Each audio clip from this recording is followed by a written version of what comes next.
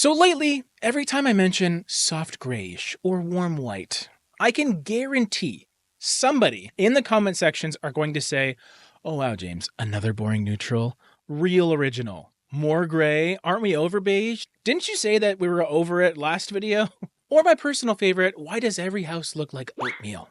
I get it, people, okay? Bold, saturated colors are definitely having their moment in the sun. Social media absolutely loves it. Saturated kitchens, bright, dopamine drenched powder rooms. But here's the thing, your home is not a phone screen. Today, I'm going to give you my full, unapologetic defense of neutral paint colors. We've been offering custom color palettes and people have been loving them. It's a more affordable alternative to traditional online color consultations. So if you're looking for some color inspiration, check out the link below, whether you need a 3-color palette or 6+ colors. And as part of the service, I even send you a personalized video explaining the color choices so everything is crystal clear. Check out the link below if you want to purchase one today. People have been loving them. We've been doing so many of them recently. Neutral paint colors are often dismissed as safe or uninspired, but let's be real, they're the foundation of a space.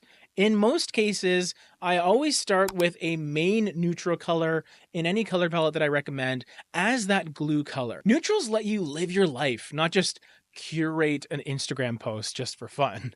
They adapt to your furniture, your artwork, your lighting. They can expand a room, ground a layout, or shift the mood without overpowering everything else.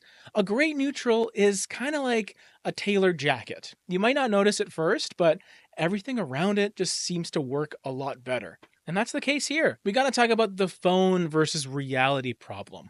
One of the biggest reasons people bash neutrals, they don't really pop in photos, or in my case, in videos. Sometimes it's really hard to distinguish one from the other. That's because most phones, they compress contrast and blow out bright tones, boost saturation in really weird ways. A warm taupe that looks perfect in your living room might look totally beige and blah on your feed. But step back in real life, that same color might be the exact thing holding your entire space together, adding warmth, softness, cohesion, and flow from room to room. Neutrals are color, just less loud. Neutrals get a bad rap because people think they're non-colors, but most of the best neutrals are full of subtle undertones, whether it's violet, green, peach, taupey, golden, gray. They're not loud, they whisper. Those whispers can really change everything in the best possible way. Think classic gray, sea pearl, Balboa mist, or pale oak. These aren't necessarily blank slates. They're curated, balanced hues that feel like color. And better yet, they allow the other stuff in the space to come to the forefront and be featured. Now here's when bold colors fail. Look, I love bright colors.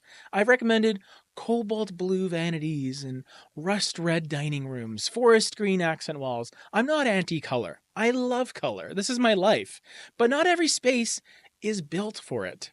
Bold colors demand attention. They often need very specific lighting, a clear design direction, and confidence in the rest of the space. Otherwise, they can fall flat, or worse, they just totally overwhelm everything.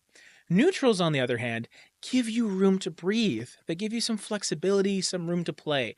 They're easier to live with in the long run, and they won't lock you in to one aesthetic, because sometimes you want to change a couple things.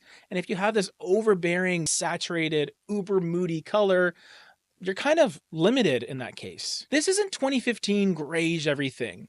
Neutrals in 2025 tend to be a little richer and warmer and more natural, so you're seeing more earth tones, organic whites, misty taupes, soft olive tinged beiges or greenages. Think fog mist, wind's breath, feather down, November rain. It goes on and on and on. These are colors that work with warm woods, mixed metals, vintage decor, and natural textures.